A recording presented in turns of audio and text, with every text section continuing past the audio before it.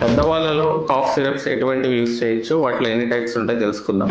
నేను మీ డాక్టర్ ప్రేమ్ది, ఊపిరితిత్తులకు సంబంధించిన స్పెషలిస్ట్ డాక్టర్ని, believe multi speciality hospital, Pogathota, Nellore. So పెద్దవాళ్ళకి వచ్చేసరికి సేమ్ డ్రై కాఫ్, వెట్ కాఫ్కి different types of cough syrups అవైలబిలిటీలో ఉంటాయి.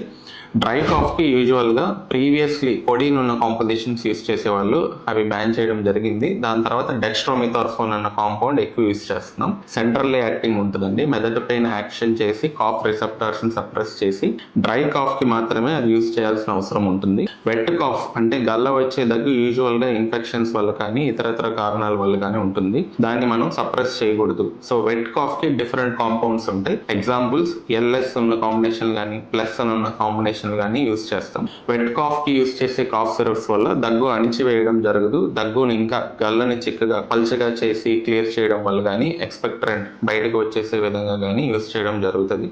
ఏ కాఫ్ సిరప్ అయినా డాక్టర్ సలహా మేరకు తీసుకోవడం, మంచి బ్రాండ్ వాడడం చాలా అవసరం.